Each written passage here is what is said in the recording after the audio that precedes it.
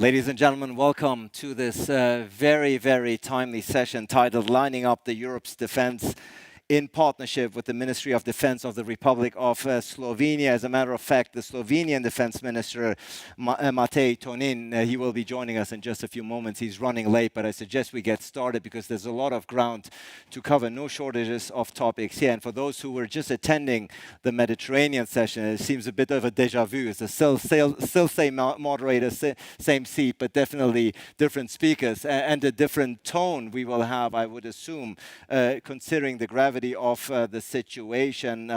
Delighted to have with us the Deputy Secretary General of Nato.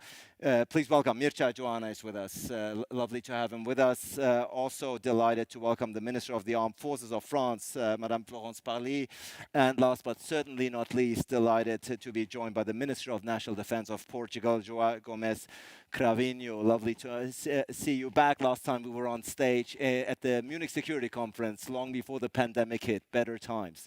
And better times is also, Mircea Geoana, what brings me to the topic that we have to start with when we talk about defense security. It is Afghanistan, of course. It is a topic I would assume that is preoccupying most of your time, most of your thoughts these days. Events are unfolding very, very quickly.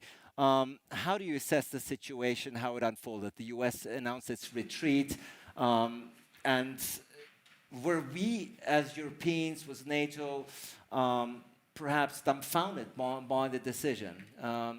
What struck you about how events unfolded?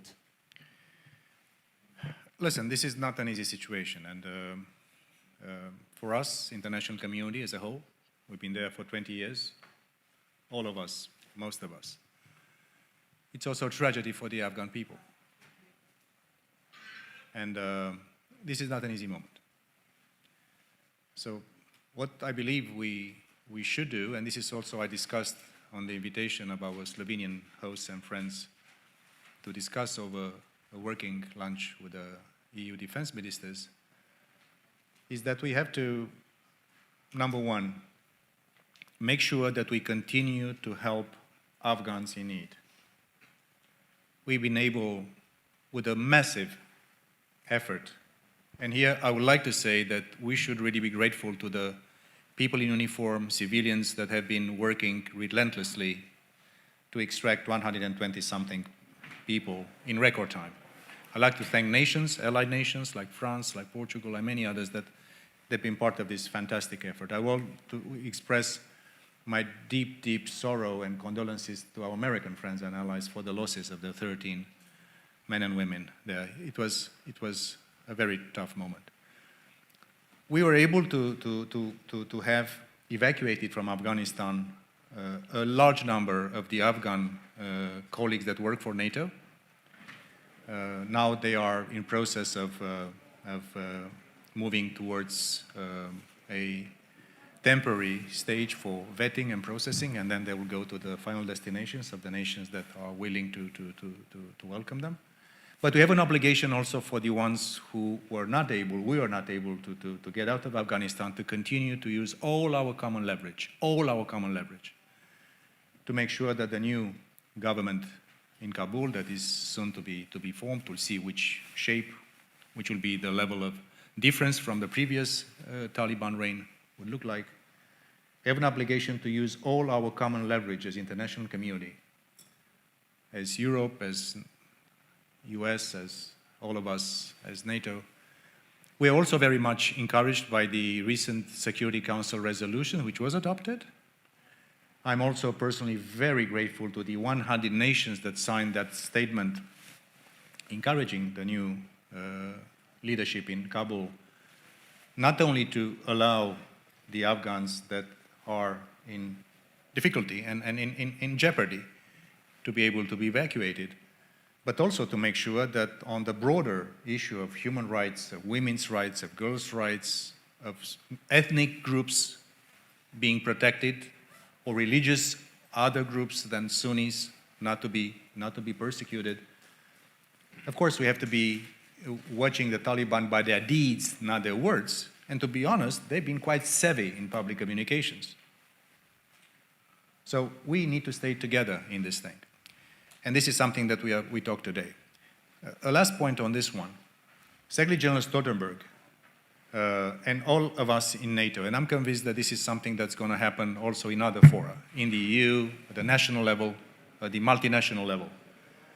We are very committed to have a honest, humble, lucid, and transparent lessons learned process, not just to speak about this, but to do it.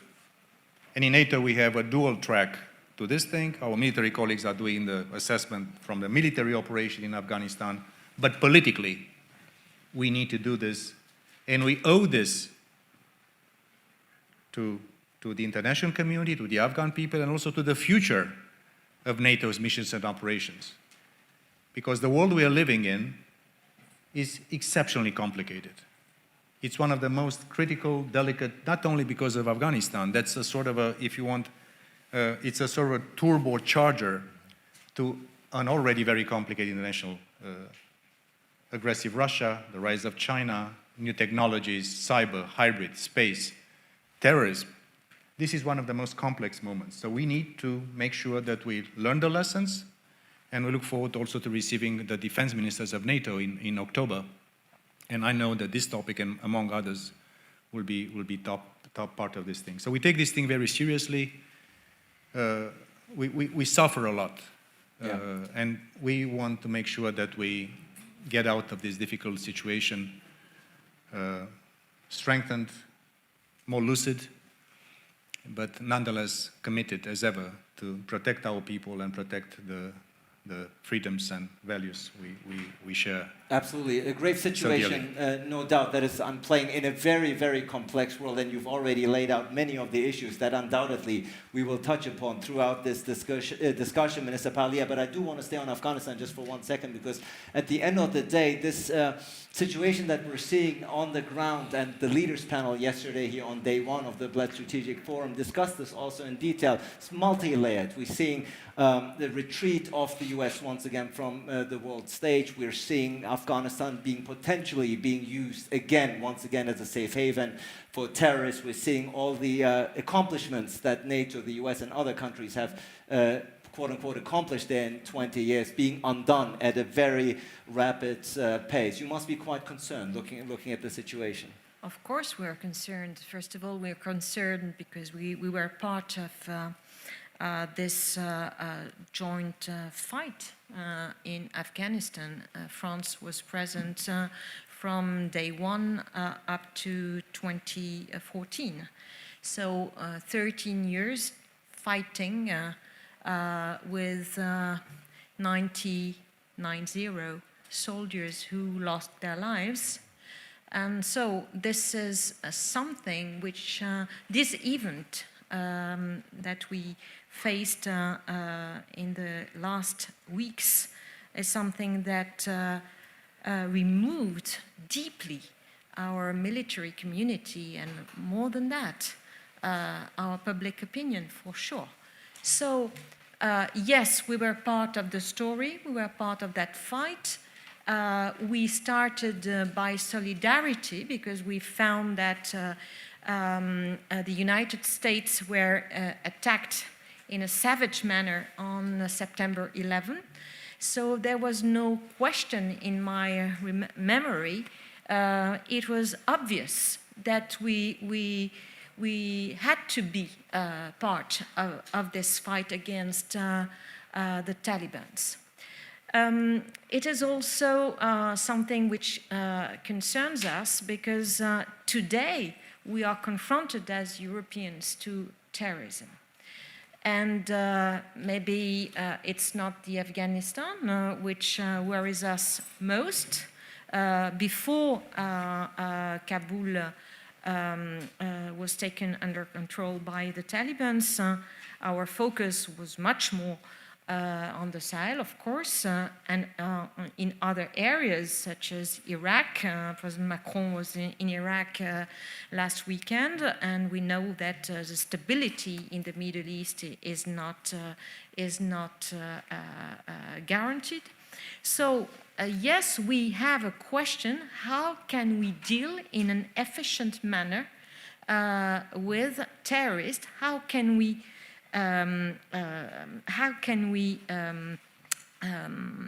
prevent them from threatening our European Union, our countries, and our people? So I think that we have to be very transparent and lucid in the reflection we must lead. I think that we have to be careful about something which is key, which is about sovereignty. In Sahel, we did not try, and we do not try, to change any regime. We have answered a request coming from a sovereign state which asked for help against terrorist groups. And I think that this is very important, because it's different to come and fight against terrorists as a revenge from coming and answering to a request expressed by a sovereign state. And that's a challenge. Those states are weak. Those regimes are not necessarily democratic regimes. But can we impose a regime change? Is it our role, or is our role to fight against a threat which put at risk the civilian populations of these countries, but also potentially our populations? Absolutely, tough questions indeed, and tough conclusions and lessons to be learned from this particular scenario. And we will dive more into the subject matter. But Minister Cravinho, what started nearly 20 years ago to the day with the attacks on the World Trade Centers in New York unleashed really a turn of events, which brings us to today, to September 2021, where we're seeing, after 20 years in Afghanistan, the mission, at least as we had understood it and wanted to accomplish it, unfortunately had to be left undone. How do you, as a minister, as a defense minister and member of NATO, assess the situation on the ground there? Well, thank you very much. Great pleasure to be here, to see you again, of course, to share the stage with Florence Parly, with Mircea Geoana.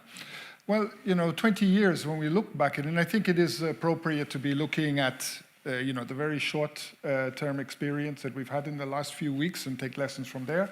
The slightly longer experience since February 2020, when an agreement was established between the US and the Taliban, and to look at the whole 20 years.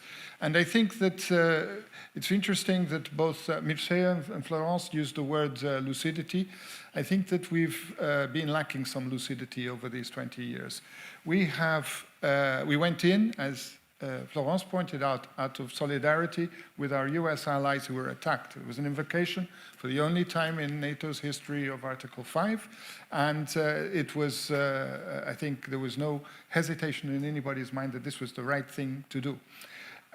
Recently, we have heard that nation building was never the purpose. And that's a little bit bewildering because, of course, for many of us, the idea was that, in fact, we were going to be there in order to create institutions that would permit a sustainable peace and an inclusive peace system of governance in Afghanistan that would allow for the country to be reasonably democratic.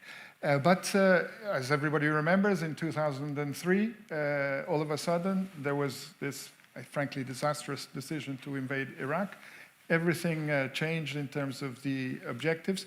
And our lucidity has not really been very present. If we ask ourselves what we were doing there for the last 20 years, I think what we were doing there was what we first went in to do, which was to show solidarity with our allies, But does it make sense to be there just for the purpose of showing solidarity with an ally over 20 years when the initial objectives had been achieved and there was at the minimum haziness about what we were doing there? So this word lucidity is very important for us to be bearing in mind in anything that we do in the future, and quite frankly, it is not enough simply to be showing solidarity to our transatlantic ally, who had also lost, frankly, sense of lucidity over these years. I think that's a major aspect that we will have to be focused on. What is the strategic relevance for us at any given moment of what we are doing?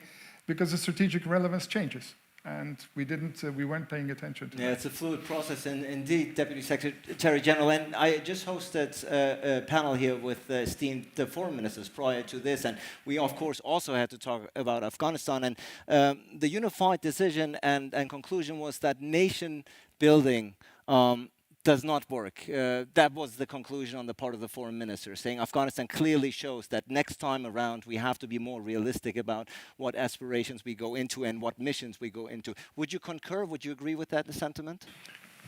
Listen, I cannot prejudge this, as I mentioned, very honest and very, humble, realistic lessons learned process, because all of us need to really reflect.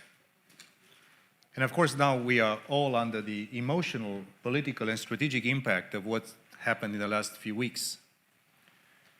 But when you internalize conclusions with an impact for the future,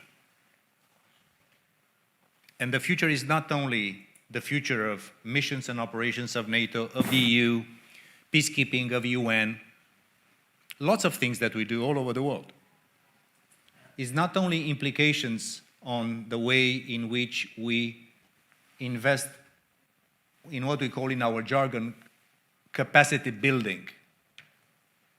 We'll need to continue to invest in helping, as Madame la Ministre just said. Sometimes governments call for our support. Then NATO is now engaging in the decision of our leaders at the Brussels summit on NATO 2030 that is looking not only to missions and operations, but is looking to the overall adaptation of NATO to a changing nature and definition of security. We need to continue to defend our territory and our populations, 1 billion people, 30 nations across the Atlantic. We have in Madrid, and I'm very grateful to our Spanish allies that they offered to host the NATO summit in Madrid, will come with a new strategic concept. So yes, we have to internalize and then make operational the difficult process of learning the lessons of everything we are discussing now. But I would also warn against having only such a difficult situation like Afghanistan, and I'm not trying to underestimate it, just the opposite. We all in this. This is not the only backdrop against we are speaking about the adaptation, not only of NATO, but us as the political West. Us as European Union. I'm a European Union citizen as well. Us as people that believe in freedom, democracy, and the rule of law. People that do believe that corruption is corrosive and fragilizes states, thus making them more permissive to crime, to trafficking, to drugs, to terrorism. So this is a very complex conversation that I think we should have all of us together. And something that I'm getting out from this very interesting, again, I thank our Slovenian friends and hosts today for inviting not only NATO, which is something that we do regularly at the defense ministerials of the EU, and they come, Josep Borrell comes to our defense ministerial meetings. We do this regularly, but also the UN. It was very instructive to have Jean-Pierre Lacroix, who's running peacekeeping for the UN, at this discussion. Because many of the participants, and not all of them are members of NATO. Some of them are non-members of NATO. We all realize that we need to really put more synergy and more collaboration in what we do. Sometimes we work in silos. NATO goes and does capacity building in one place, the EU does something there, the UN does something, nationally we do things. So we have to find also more synergies and more practical ways to assist these things. And for Europe, our neighborhoods continue to be very complicated.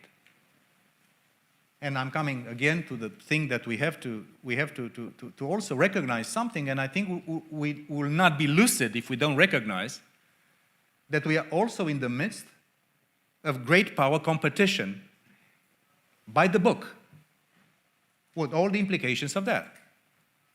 So we have now such a complexity of the challenges and the drivers of insecurity, probably like never before. For that, we need to stay strong, to stay united, to go back to our founding principles of values, of really showing solidarity. And I think that all of us, I was foreign minister when 9/11 happened.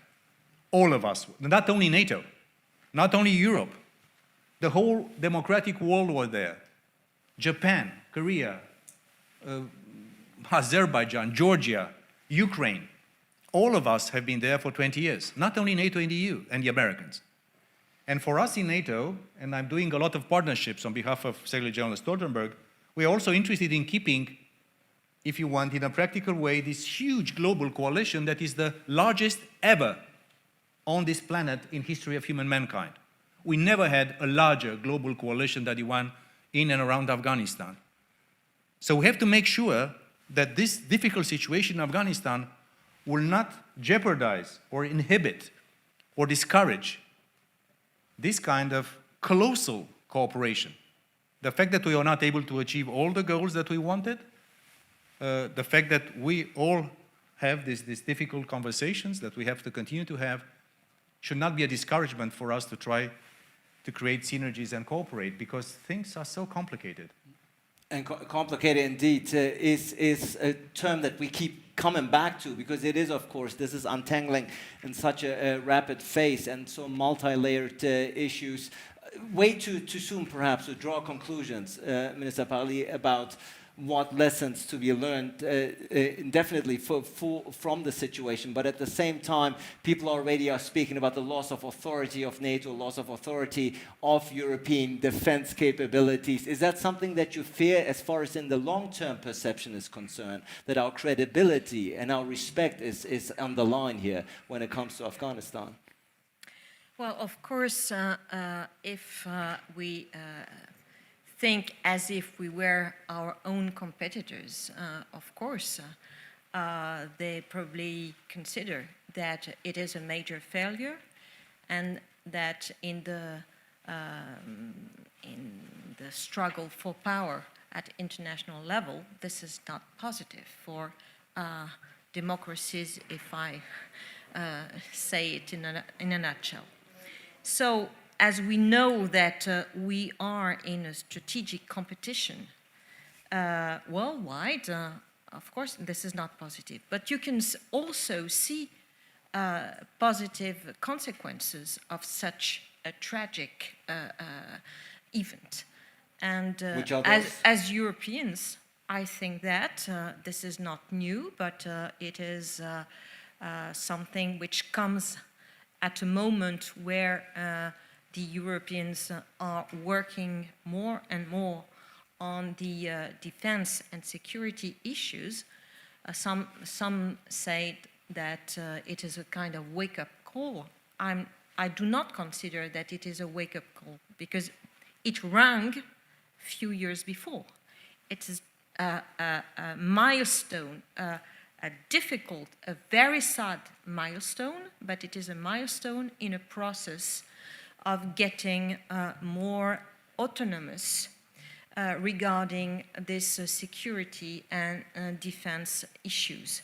And I think that the United States were very clear, have been very clear for years now, that Europeans should behave more like adults and that we have to take a better, to share the burden, as I said, and also to take care of our own security. And I think that we've started for years, and now this Afghanistan case should put a stronger pressure on the Europeans and speed the process of getting a more effective European defense. And Minister Cravinho, if I want to pick up on that, the issue of strategic autonomy from the United States, of course, is anything but a new topic, but Minister Parly is saying, but it might get accelerated now by events in Afghanistan, showing us once more, and once for all perhaps, for all those dreamers who thought that Trump is an exception, that we Europeans have to stand on our own feet when it comes to defense. Is that also your understanding of the situation? No, absolutely. And I agree that this is not a wake-up call, but so in some sense it's a convergence call. And today it's very interesting in the EU Defense Ministerial that there was a very strong convergence.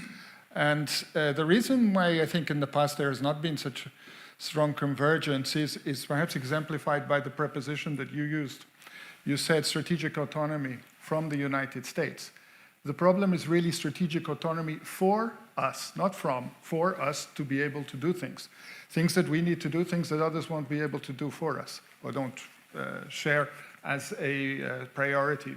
And that is the essential objective that I think we all have recognized very clearly this morning in our meeting. And so in this sense, it is a factor that is going to be working, I hope, as a catalyst. We are living through a very specific moment, which is the writing of our strategic compass. And as we discuss how we should be addressing issues relating to our European defense identity, nothing better than this cold shower to help focus our minds. So in that sense, that is some silver lining, that is something positive that can and should be taken from this. And I'm confident from what I heard today that the next few months of discussion, which are always going to have some minor polemics, are actually going to be taking us in the direction of really crystallizing this notion of a European defense construct. Sometimes it takes a tragedy and unfortunate events such as this, perhaps, for a eureka moment for politicians to really understand the gravity of the situation, because Deputy Secretary General, you know better than anyone the discussion about Europe standing on its own feet, about increasing military spending, about being more autonomous, perhaps not from the US, but for itself, is not a new phenomenon. And I think for those who were hoping that America is back, as Joe Biden said at the Munich Security Conference, can we lay that to rest once and for all? Can we say this is the 21st century and America will be an ally and transatlantic relations will be important, but it is certainly no longer at the top of US foreign policy priorities? Listen, I strongly believe, and this is not just public communication, that America, President Biden himself, I know him from 25 years. I was ambassador in Washington when I was much, much younger. I think America realizes that one of its greatest assets in this very harsh global competition for supremacy is that America has many allies around the world. That's an asset. It's not a liability. So the US and us in NATO have been telling European allies for many years that Europe and European allies have to be more capable in complementarity to what we do in NATO. Because believing that even this wake-up call, if this, let's say, push for, let's say, more investment, this is also about money and taxpayers' money.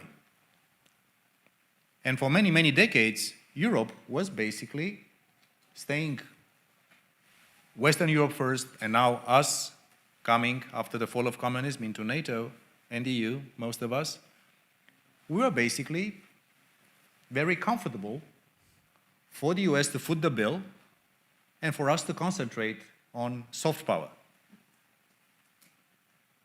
So, great power competition means that also Europe has to really become stronger also in terms of hard defense. How to do it in a way not to create duplication and unintended competition between NATO and the EU, that's a question that I believe we can and we are finding the right answer. This is why in NATO we are not concerned about the discussion that you, Defense Minister, you had today. That's good. If European Union, can have less of a fragmented defense market, this is something we'll applaud, because this also means more efficiency. But also, let's make also one observation, which is about numbers and realities. As we speak, from the total defense spending in NATO, 30 nations, EU 27 member states represent 20%, 20% of the total of NATO defense spending as we speak. Of course, because of the US, which is massive, but also Canada, also the UK, also Norway, also Turkey, also a few others who are not members of the EU. So we are encouraging this. And there is also this parallel strategic reflection that takes normally place in the EU with the strategic compass, that we encourage strongly, and the strategic concept revisited or upgraded or new that NATO is doing. This is why I will be welcoming Stefano Sannino, the head of External Action Service, and Charles Fries, his deputy, to brief the North Atlantic Council on the strategic compass. I'm available anytime to go and brief our EU colleagues and where we go, because they should not be identical, they should not be separate things, but we have to make sure that we have complementarity and synergies between the two. And let me make one observation here, Ali, if I can. Our resources, as the political West, are by definition finite. And we have to make sure that we also respond to the needs of our societies, of our public opinions. The lessons learned from the pandemics, we have not all of them internalized yet. Resilience. Look at the cyber. Look at the gray zones on hybrid. Look at the intense competition in space. And I wanted to welcome the fact that France, our strong ally, has offered to host the Center of Excellence of NATO in Toulouse on space. That's great. So I'm just trying to say that when we decide where and how to invest the finite resources that we have on economic development, on technological competition and supremacy that we need to retain, in making sure that we protect our way of life, speaking in European jargon, then we have to make sure that we invest the finite resources we have in the best, most intelligent and most effective way. There's no way to substitute the transatlantic bond. There is no way, I'm convinced, for the US not to continue to invest in its alliances around the world. With Europe, first and foremost, but also with the other allies that America has. That's a huge advantage for the US, and I think it's a huge advantage for the political West to continue to... And we'll get over this very difficult moment. I'm convinced that this is tough. We have to learn the lessons, but the world is so complicated that we need each other more. And the more EU does on defense, the better off the alliance would be. Nonetheless, of course, this too shall pass, but of course the lessons to be learned and the consequences to be drawn, they are real. And you, Minister Parly, you said already, Europe has to grow up. We have to be the adults in the room. The numbers that Deputy Secretary General has provided are shameful in a certain way for Europe as far as the contributions are concerned. And it does echo the conversation that the leaders panel had on day one of the Bled Strategic Forum, namely that Europe must make the transition if it wants to be taken serious in the strategic power competition from soft power to hard power. Now that is something that is being heard often, but at the same time, you as politicians, you have to go and sell it to your people, to your voters as well. Do you think the European countries, as different as they may be, who have been cuddled by the US for many decades, are ready to wear this new hat, to share those new responsibilities? For sure, situations may be different within European countries, but I will talk only about France. We are very committed to increase our defense spendings and investments. And that's probably the first political decision made by President Macron before being elected as president to increase our defense investment, because the analysis is very clear. We are living in a world where competition is very harsh. So if we want to preserve our values, if we want to make prevail these values, then we have to be able to protect ourselves, and not only protecting ourselves within our borders, national or European, but also by being able to project ourselves out of our borders to do so. So yes, we need to increase our defense expenditures. European members are doing so. Allies have committed in 2016, in Warsaw to do so. We are improving, but of course it takes time. It takes time, especially in a period where we are confronted with very difficult issues, such as a pandemic, with a need to invest in health systems, in social security, and so on. We have to face an economic crisis, which is a huge one. So yes, it may happen a kind of competition between public expenditures, but the direction is clear, at least for our country. We are implementing our military programming law year after year, according what has been planned. So I fully agree. It's not only a question of level of investments. It's also a question about how can we put together all our efforts in order not to jeopardize the financial investment we do. When European countries invest in different equipments, is it the most efficient way to invest? Probably not, and that's why the decision made by the European Union to have a European Defence Fund to try to converge in terms of kind of equipments is a very structural one. So it will not deliver immediately, but these decisions had to be made, and they have been made. So now we have to make it happen. And certainly there are vast differences even within European countries, of course, within the EU.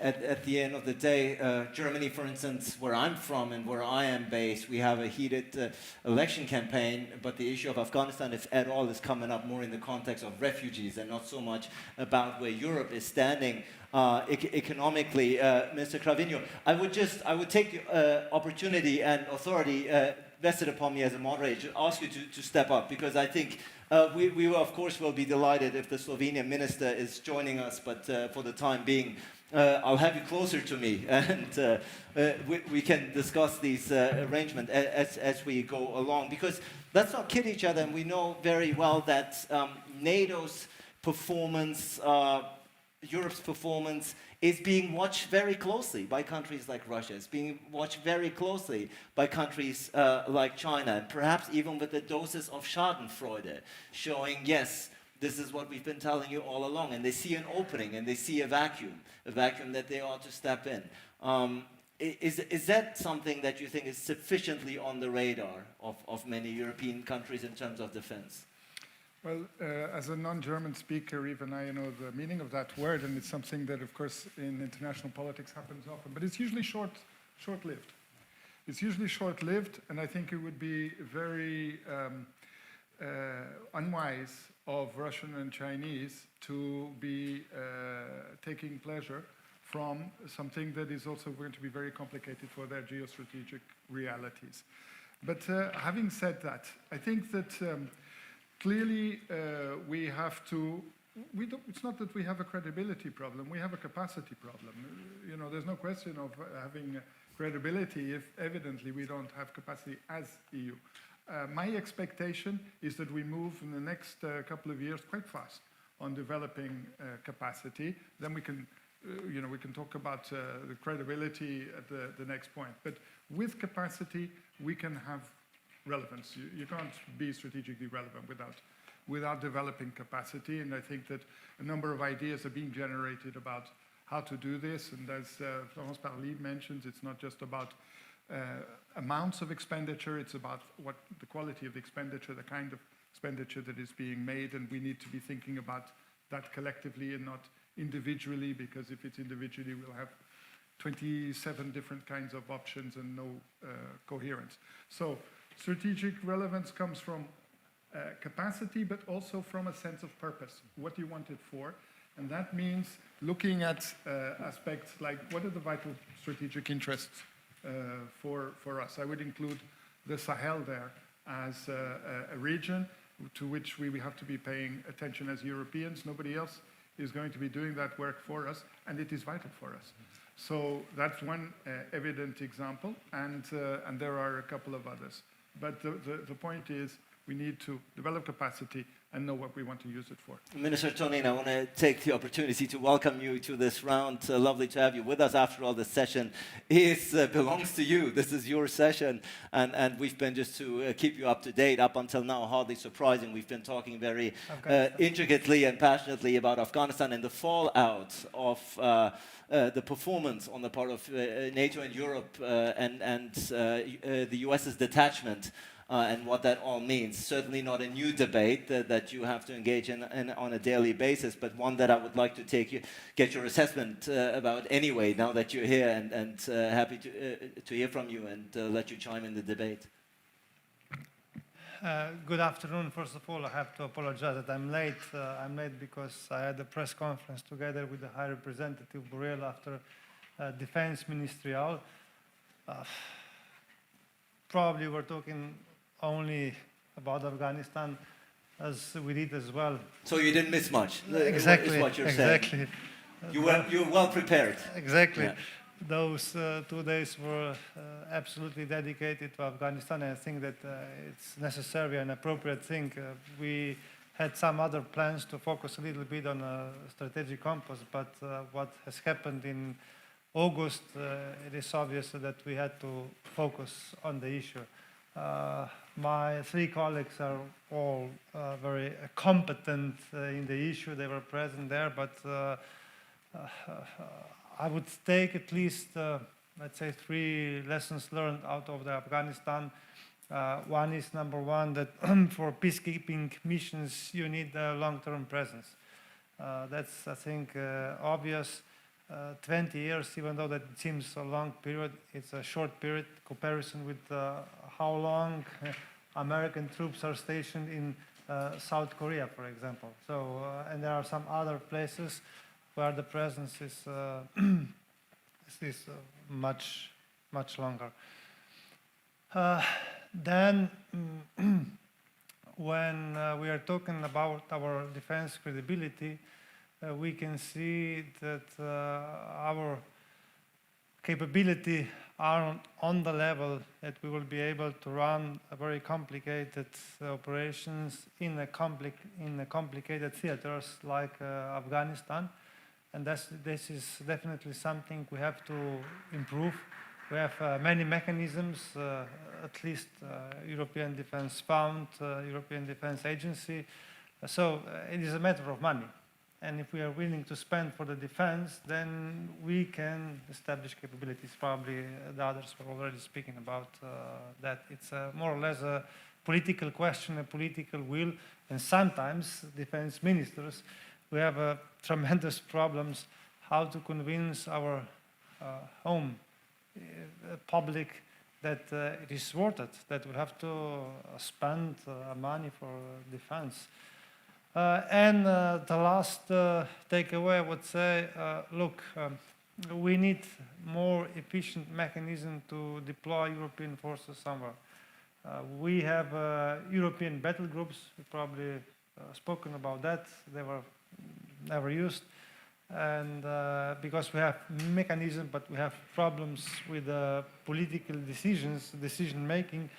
This is definitely one of the things which was discussed at the ministerial. At least some states propose that they will come with the proposal how we can renew this concept of a European battle group, especially how to fasten the decision making. Yeah. I'm sorry, maybe I'm repeating the No. things, but it's all in line. It's all in line to what has been said. Indeed, it just reaffirms the position that we've been trying to convey here throughout this panel. And indeed, for you politicians, for you ministers, it is an uphill task then to convince a population that perhaps wants to see spending go in a different direction, especially once you're used to that someone else is picking up the bill. Mircea Geoana, we cannot talk about Europe's defense, especially at a time like this, of course, without mentioning Russia. At the end of the day, Afghanistan comes, if ever there was an inopportune time, there was never a good time for it, but now it actually comes at a time when already NATO and Europe is not able to counter Russian aggression in Central and Eastern Europe. Perhaps, or even to the extent, we have Svetlana Tikhanovskaya here with us at the Bled Strategic Forum, looking for help, looking for assistance, looking for support in order for democracy to thrive. What do you tell people who say NATO is a wonderful construct, it had its moments, it had its purpose, but it's no longer delivering in the 21st century? What's your point, particularly when it comes to Russian aggression? I think you should ask the questions to our Baltic friends, to our Polish friends, to our Romanian friends, to the 30 allied nations. And just as a point of comment on the previous discussion, we have only one set of forces, each nation, NATO, EU, we have one set of forces, just one. We have one budget, just one. We have one public opinion in each country, just one.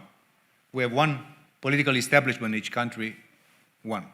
So the question is, how can we be capable and then decide which is the right and the most appropriate, the most efficient, the most, let's say, politically and strategically intelligent way to eventually use those capabilities? Of course, I represent NATO. I say that NATO is the natural place to do things together. But if EU, like today, there's a decision to go, I think, in Mozambique with peacekeeping from the EU. This is not something that NATO does, but many allied nations, member states of the EU, with the same set of forces, are deciding to use those forces, hopefully well equipped, hopefully having all the enablers doing the work. I want to say that, or if we decide to send our military personnel, also police, gendarmerie, carabinieri, to UN peacekeeping operations. That's part of the same national forces we have. So how to make sure we use those properly, that's something. Now, coming back to Russia. We have to recognize that we are now at the lowest point in our relationships with Russia in the last 20-something years. Speaking of battle groups, the way in which NATO reacted to the illegal occupation of Crimea and the occupation of eastern Ukraine has been a remarkable sign of solidarity. As we speak, many of the nations represented here are part of the forward presence in the Baltics and in Poland, or the presence to the Black Sea. So NATO has been adapting to this challenge. We didn't want this. But once a country in Europe today is basically taking by force territory illegally from one neighbor, that's a big issue. We still want, and I have invited Russia, Françoise knows this very well, we've invited Russia to come back to the NATO-Russia Council also for the dialogue track. Multiple times, they still refuse to come back for dialogue. So that's a very complex issue, and this is not only a matter of the eastern flank. Russia now is highly active and aggressive in the north, in the high north, from the Baltic Sea to the North Sea, from the Baltic Sea to the Black Sea, from the Black Sea to the Mediterranean, in Central Africa, in Syria, in many other places. So that's That's an issue that we have to tackle. And speaking of the credibility of the alliance, for the NATO members, Article 5 is on members. So Article 5 is the sacrosanct commitment to each other, to defend each other when one of us is attacked by someone else. And I have to say that for the 30 nations in the alliance, this is very credible. And this is something which is the bedrock of our alliance. So deterrence and defense is important. I also hope, and this is why I believe that trying to engage Russia, also constructively, on things that they also have a common interest with us in the West. Fighting terrorism, they have a problem with that too. And I agree that the situation in Afghanistan might create trouble also in the southern belt of Russia's interests. We also have arms control, nuclear dialogue, a system of international norms when it comes to existing arms, but also to the novel generation of arms, hypersonics, in space, many things that are now new generation of issues, and this is something that we have to engage with. The same thing with China. In the existing strategic concept of NATO of 2011, by the way, at that summit in NATO when we adopted the current strategic concept, President Medvedev was present at the NATO summit, okay? And in the strategic concept that we are now revisiting and upgrading, there was not a single reference about China. Zero, zip, nothing. So the fact that we are adjusting to a changing world doesn't mean the fact that NATO remains, solidly anchored to our deterrence and defense of our nations. And I make again this call of making sure that the finite resources that we all have are used properly and intelligently with the most efficient results for all of us. Hardly surprising when you have an issue like Europe's defense. There's absolutely no shortage of topics and issues to be tackled here in such a short amount of time. But we have approximately 20 minutes left before we wrap up the session. I do want to take the opportunity to bring in the audience as well. Many more questions that I have here myself on this piece of paper, but I do know that there might be some issues and questions from the audience members as well, which I want to give them an opportunity. So can we have a microphone to the gentleman here in the second row? Please introduce yourself and we'll open it up. Me again. Yes, good afternoon. I am the president of the World Diplomatic Academy in Crans-Montana Forum. Don't you think when you attend this global show between United States, Russia, China, don't you think that we don't need a new kind of Yalta? Because where is the solution? That is my first question. And the second one, Article 5, that's very important. What happens if two NATO member states fight each other?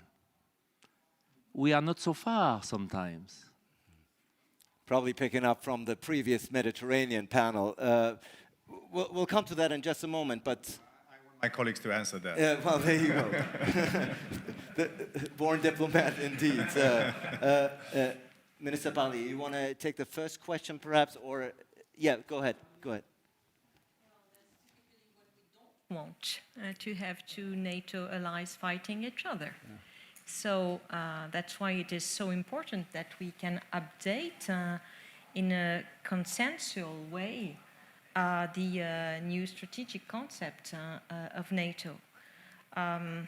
So I think that we should keep open the doors for dialogue. It is one thing to be realistic and to take into account what is a worldwide competition. It is another thing to keep the door open for dialogue. And back to the question around Russia, President Macron keeps the door open to engaging Russia into a dialogue. But to have a dialogue, we need to be at least two. And if your counterpart doesn't want to have this dialogue right now, then you are in a difficult situation. So I think that Russia is part of the European continent. We are sharing the same geographical space. So it is of the utmost importance that one day we find a way to live in peace and security on the European continent. Then, in the short term, I cannot tell you, I would love to tell you that this dialogue with Russia that we would like to start, this dialogue has not been successful yet, which doesn't mean that it will not be one day successful. And that's why, in a very realistic manner, we decided not to schedule new meetings because the conditions were not set. Minister Tonin and Minister Cravinho, any pointers? Yes, please go ahead. Yeah, I'll come to you in a second. Go ahead. On a new Yalta, I think that the difference between at that time and the current time is obvious. At that time, those three leaders were willing to talk. In a current situation, sometimes I have a feeling that Russia, China, and let's say European Union doesn't want to talk, or they don't want to talk with a common language. And there is one main difference. At that time, they had a common enemy. Today, I have a feeling that there are many places where we are fighting each other. So the dialogue is definitely, like Florence said, a crucial thing, and European Union will be always an area where we will emphasize how important the dialogue is, and that can solve all the problems, but at least we need a partner there which are willing to talk. Mr. Cravinho?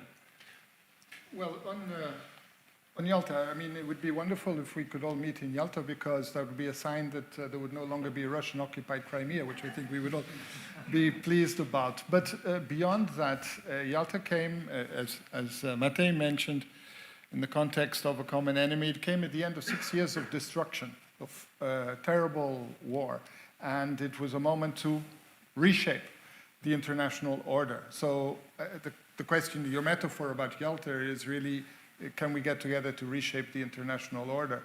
And I don't think that the circumstances, the complexity of the times that we are living in, allow us to do that. In those times, it was about territorial possession. Today's world is just so much more complicated that our modus vivendi, a way of understanding and living together, has to be dealt with in manners that are quite different from last century's, middle last century's approach. So I'm not so optimistic about this kind of deal. But again, like my colleagues, it's all about dialogue on multiple levels, on multiple issues. We're approaching. Yes, please. Because I don't want President Carteron, I don't want to escape the question on. Listen, if you look to European history, and all of us have in Europe such a rich, dense history that sometimes we can export. When the world order after the Second World War was shaped, why on NATO soil, for the first time in European history, for 70 years, we didn't have a war amongst ourselves in Europe? For the first time in our history. Why? Just because being together, even if not always, to be honest, allies don't see eye to eye on everything, we have sometimes disputes, we have difficulties. But the fact that we are together in such a powerful organization that we know that ultimately we have a common interest to defend each other and to be together when the real difficult times would come, makes a whole of a difference. So no, we have East Med, we've seen issues. NATO was useful, deconfliction things, other nations were helpful. So I'm absolutely confident that this alliance is not only providing security for our members and peace and tranquility, but also is projecting in a way, sometimes projecting too far, sometimes projecting closer to home, a sense of stability and predictability in strategic affairs. So the legitimacy of NATO has not been diminished at all, says the Deputy Secretary General, perhaps even more pertinent in times like these. We are in the final stretches. We have approximately 10-15 minutes left. Once again, looking at the audience, if there are some questions. Yes, please. Microphone is coming to you. Please introduce yourself. Thank you. My name is Patrick Pavlak. I work for the EU Institute for Security Studies. And listening to this panel, but also the previous session, there's one question that's bugging me concerning the European foreign and security policy and its future. So since you're coming back from the informal defense ministers meeting, I think this is the right panel to give me the answers. Listening to the ministers of foreign affairs on the previous panel, and here I have the impression that there is a certain undertone of maybe European foreign and security policy turning a bit more isolationist and inward looking after Afghanistan. And I would like you to clarify that for me. You know, you all were talking about solidarity in 2001 and how we have to rethink that right now. Does that mean that solidarity will be redefined? Does that mean the engagement within the NATO and with our allies is also going to be maybe scrutinized a bit more than it used to be? And maybe a specific question also, and second one if I can, to Mr. Geoana. You were talking a lot about complexity of security challenges, but then when we talk about responses, you switch automatically to how we have to increase the defense budget to 2%, which is what the allies have committed to. I'm wondering then if maybe the NATO's definition of 2% and what the defense spending is not a bit archaic when we talk about complexity of the security challenges. You know, as you know, the EU member states are putting the money in defense sector, but also across all other issues that cover this hybridity challenges, as you said. So I'm wondering whether maybe there isn't time for some reflection there as well, and maybe this budget should be calculated or thought of in a different way so that the member states also feel a bit more ownership when it comes to security in the longer term. Thank you. So starting with the first question, perhaps, I'm sure you all have something to chime in on. Minister Cravinho, we start with you, Minister Tonin, and then Minister Parly also. Please, go ahead. Well, a quick comment, because I'm not sure whether it's provoked by something I said, and if so, it's probably because I didn't explain myself clearly. I think that it's wonderful that so many nations, NATO countries and many non-NATO countries went in to show solidarity with the United States after 2001. But that's not sufficient reason to stay there for 20 years. So I think that the solidarity which is there, expressed very clearly in our Article 5 of NATO, and is expressed also in many other contexts,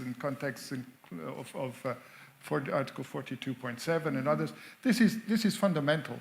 It is fundamental that as individual countries we recognize obligations towards our allies, our partners. So no, for me there's no question at all of an EU that should be isolationist. This would be very contradictory with everything that the European Union stands for.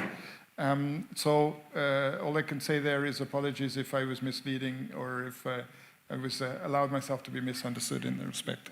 Minister Parly and then Minister Tonin, please. From this idea. And I can tell you that France benefited from Article 42.7 when France was attacked in 2015. So we benefited from the solidarity of European EU members. So we are very, very far from forgetting the idea and the concept of solidarity. What we are building together, wherever it is, within NATO, within the EU, is based on solidarity, is based on the idea that together we will, if we are on our own, we will be weak and not able to tackle the challenges of the world we are in. But if we are together, then we are strong. And that's exactly the philosophy of the organizations we belong to. So I am really embarrassed by your question because this is not at all my feeling, and this is not at all what we are building together. If I can come to the next question, which was about the 2%. Right, give me a moment. Sure. Let's Mr. Tonin answer the first. And Sure. anyway, the 2% is something that will be discussed on this side of the aisle, no doubt. Go ahead. European Union is definitely not entering in isolationist mode.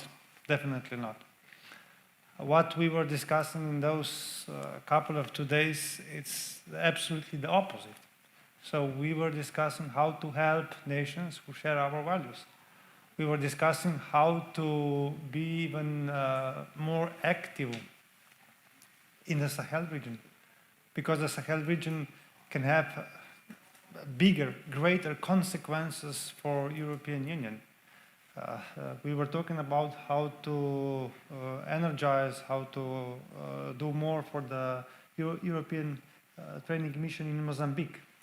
There was a discussion what we can do with Ukraine, how we can there establish some kind of mission. So definitely Europe is not moving in the mode you said. So I see many signs that we are driving in the totally opposite direction. And I see this as an appropriate thing, because who else then can help nations who share the values as the European Union? A clear rejection on the part of the defense ministers here that Europe and Europe defense is moving in an isolationist manner. 2% outdated, the criteria that we use in order to measure military spending? Thank you for the question, and it's a valid question. Listen, I mentioned earlier that we have one budget, one public opinion, one set of armed forces, one set of public opinion, and one set of political establishment in each nation.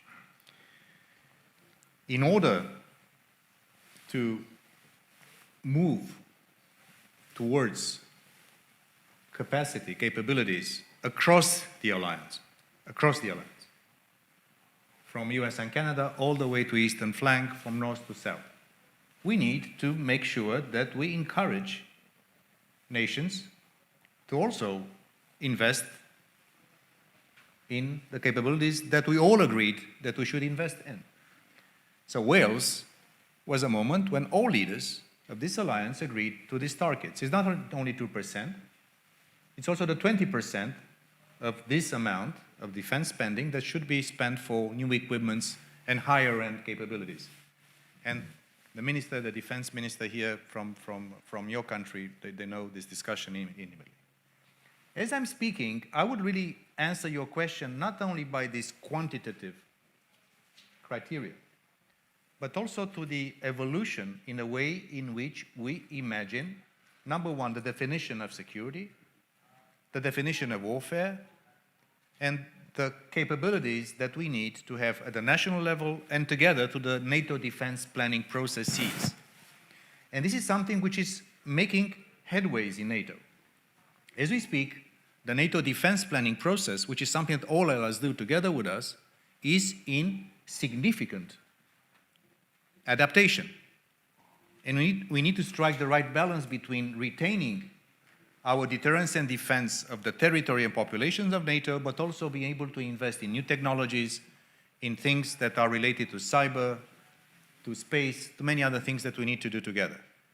So I would not look into of course it was a big political discussion until recently about this thing, but I would really discourage the idea to look into the 2%, 20% from a static perspective. We need to invest better, and this is what we do every single day in NATO. And also, individual nations are not reaching the same conclusion in terms of where they should invest nationally. So if you read Le Livre Blanc de la Défense of France, and if you look to the integrated review of the UK, and if you look at US, and then Estonia or Romania, there's also margin for individual national priorities to be. We are not one size fits all in NATO, but I think we are one of the players that can really make sure that, and this is my keyword here, interoperability is maintained in NATO. Not only today, but also tomorrow and the day after tomorrow. And that's why we need to work together in NATO to make sure that we'll be able to work together, fight together, defend each other together, while every nation is, of course, in the situation to invest in things that national priorities as well. We are facing the final minutes of this panel, but Minister Parly, I know you wanted to address the 2% question as well. Yes, I think it is an important one. Of course, as it has just been said, 2% is a target, is a quantitative target. So the question is not only are we sticking to this target, but also what do we do with this money? And I see a positive trend, which is that, first of all, most of the allies, most of the European member states comply with this target. But another positive trend is that there is a strong consensus that there are new threats emerging and that we have to take them into account. Our security is at stake in the space. Our security is at stake in the cyber domain. And these domains have been identified and qualified by NATO as new operational domains. And the discussion is not about is it relevant to take these new threats into account. The discussion is more about what is the right setting between those various threats and how do we address that within the 2% target. And in my view, there is a strong consensus between the analysis made by various countries on the threats, but the national decisions must be slightly different. Look at the new technologies. The United Kingdom and the integrated review identified this as a major challenge. What is different is the conclusion. How much money Great Britain will invest in these new technologies compared to nuclear deterrence, the equipments for the army, for the air force, for the navy. So it's a question of setting, but there is no dissensus on the necessity to address these new threats. Well, I think it's become abundantly clear throughout the past 90 minutes that how challenging, how complicated the times are that we live in, getting more complicated as we speak. As difficult as it may be, I'll actually try to end on a more optimistic, hopeful tone and give you all an opportunity, 1 minute each, before we wrap up and say, despite the challenges, despite the difficulties, especially in the position that you hold, in the positions that you hold, what makes you optimistic and hopeful at the end of the day about Europe's defense, about the situation that we all find ourselves in this day and age? Minister Tonin, let's start with you. I think that Europe is still a wonderful place to live, that values which are sharing provides us a beautiful life, and I'm absolutely sure that we will fight to keep this standard. And that means even though that we will meet 5, 10 times, but in the end, the history showed us that where it was really difficult, we always find a solution.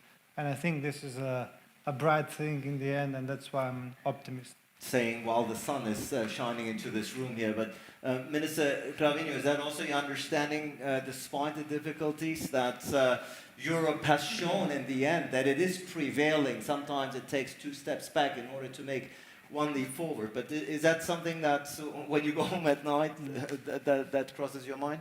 No, yes, absolutely. I think that, there is, clearly we're living at a time when tectonic plates are shifting. The good thing is that there is widespread recognition. We don't know where they're shifting to. We don't know exactly what the world is going to be looking like tomorrow, but we do have a sense that the world of yesterday is not the one that we should be preparing for.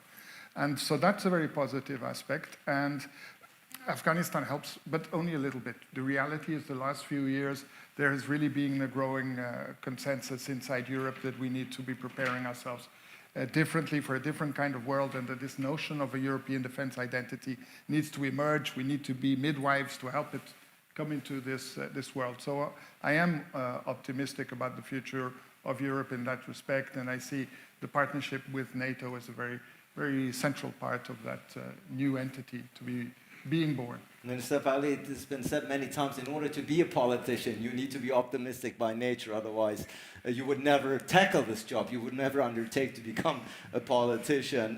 What makes you hopeful and optimistic at the end of the day, despite the challenges that we've talked about for the previous 90 minutes? First of all, I think that all human beings need to be optimistic, otherwise it does not deserve to live in the world, in this world. So I'm optimistic not only as a minister, but also as a woman. And if you ask me what makes me optimistic today, the discussion we had today makes me very optimistic. Because I think that, of course, Afghanistan is a shock. But what is important now is that we make the best use of what we've seen, what we've learned, and we have the means to react, we have the means to act, and the decisions were made, and now we have to speed up.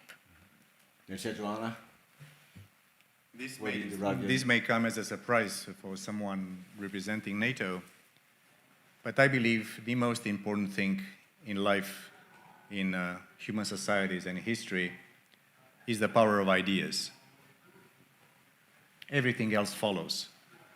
Economic might, military might, competition. And I have total confidence in the fact that our ideas of freedom, of liberty, of democracy, of open societies, allowing our people to think, to vote how they want, is our major strength. That's why I'm optimistic that in this epical fight for the commanding heights of human society, that's what we are in the midst today. I said power competition, it's also an ideological, philosophical, ethical, and moral competition. And as long as we keep faith in our values, there is no way in which we'll not prevail in the end. That's why, fundamentally, I'm optimistic. Ladies and gentlemen, yes, please.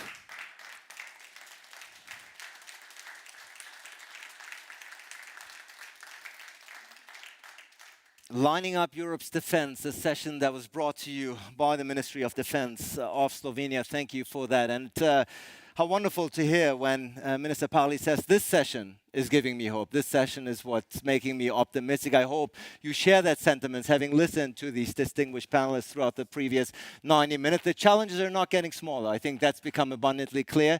But it's good to know that the challenges and the solutions are in the hands of competent people like yours, esteemed speakers. This is your applause. Thank you so much. Yeah.